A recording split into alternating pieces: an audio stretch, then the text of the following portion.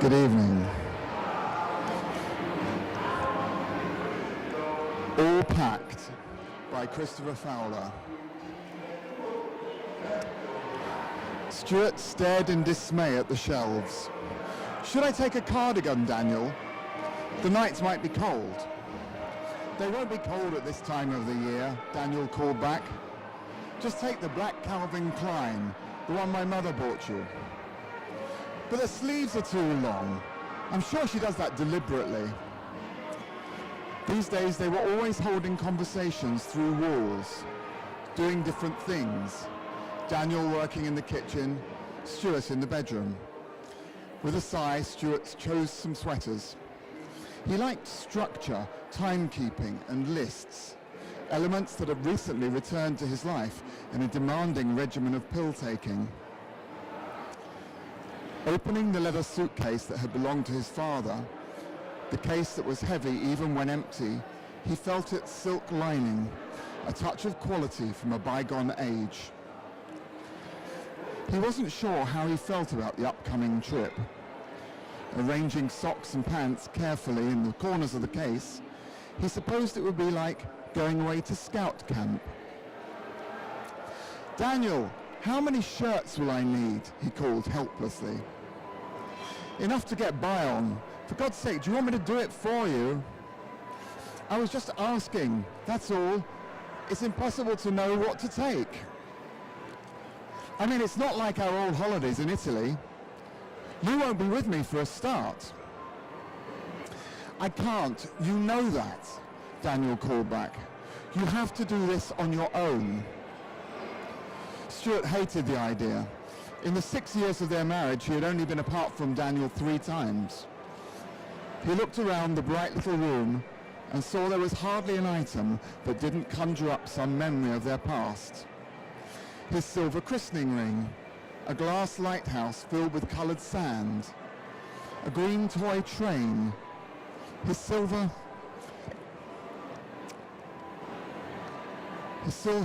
sorry, I've skipped a line. A glass lighthouse filled with coloured sand, a green toy train, they all meant something to him.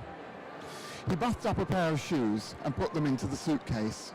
Shirts, jeans, and a smart jacket all went in. A shaving kit, pants, 2 ties. What else had he missed? A decent book, something he could reread in case it turned out that there was no library. He finally selected a sun-beaten copy of Bleak House. Into the suitcase it went. He decided to pack a few ornaments as well, wrapping each one very carefully in a sock. The bedside lamp had a yellow shade that he had made himself. He packed that as well. And all of his watches. His computer boxes were filled with old photographs. He could hardly leave those behind. Into the case they went. He removed all of the framed pictures of their friends from the wall and inserted them into the suitcase one by one. For good measure, he added his old teddy bear, a rose-filled vase, his coffee mug, and the entire contents of his desk drawer. "You're going to be late," Daniel called. "What are you all doing up there? You've got to carry that case all by yourself. Don't make it too heavy." Stuart was stricken with indecision. "I'm trying to see if I've missed anything. We have too much stuff. I have no idea what's important anymore." "You don't have to take anything at all. You could probably get everything you need at the other end, you know." Stuart rubbed at his eyes. "This place contains so many memories. I can't just leave it all behind. If I do, what was it all for? What did I keep it for?" The shelf below the window contained his collection of music magazines. Seized with a sudden panic, he began to load them into the suitcase 20 at a time. "They're only belongings," called Daniel. "Think of it as a holiday. You never took ornaments in Italy." "I came back from Italy," Stuart replied. "I'm leaving this place for good. You're going to miss me." "I can't believe you're making such a fuss." Daniel appeared in the doorway. "God, how much stuff are you actually cramming into that suitcase?" It's not full yet, there's room for a bit more. All right then, what's it going to be? Some of the furniture? Your grandfather's old folding snack table, take that. Go on, knock yourself out. Let's see you pile it all in. All this stuff, it isn't our life together. This is. He pressed his fingers over Stuart's heart.